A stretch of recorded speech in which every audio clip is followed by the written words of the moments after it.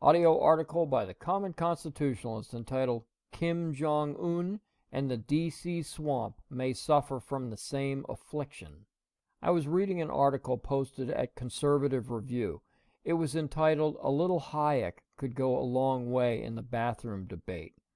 It was regarding the dysphoria of transgenderism sweeping the nation and how government thinks it can just mandate policies that contradict human nature.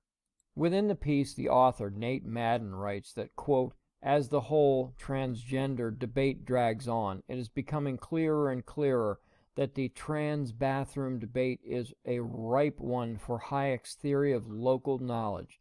Long story short, Hayek contends in his essay, The Use of Knowledge in Society, that nobody on earth possesses all the knowledge necessary to centrally plan a society or economy, unquote.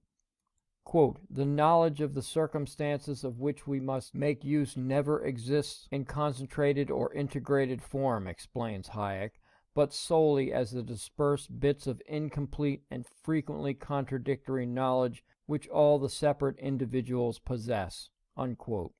In other words, as Madden explains, the further the decision makers are from the things it has chosen to decide on, the worse the decisions get.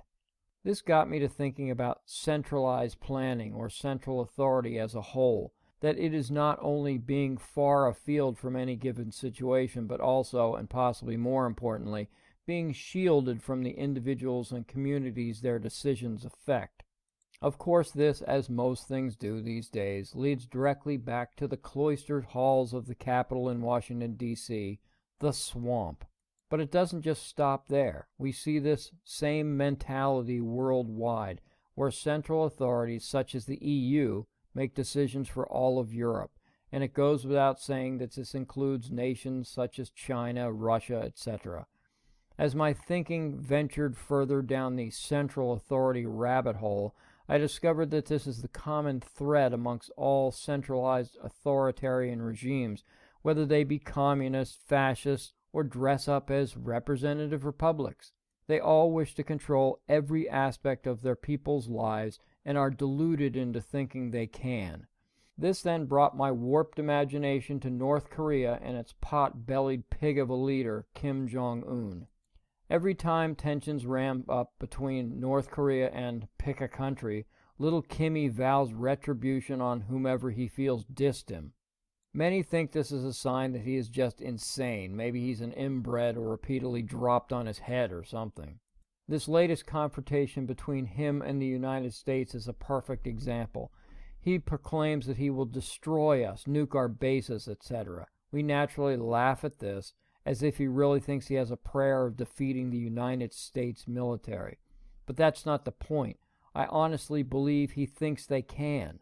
That these are just not the idle threats of a madman. Rather, I think that his decisions are the culmination of being shielded from the realities of his decisions regarding his suffering country and of the rest of the world. Putting aside his barbarism, starving his own people and all that, is his situation really that much different from our own elitist political class, shutting themselves off from the rest of the country, barely heeding the cries of we the people? And the longer they remain in that environment, cut off from the rest of the nation, the more authoritarian they become. It's easy to discount little Kimmy as just some lunatic, but he can't possibly make a correct decision regarding his nation or his adversaries due to, as Hayek says, his dispersed bits of incomplete and frequently contradictory knowledge. He is completely cut off from those affected by his decisions.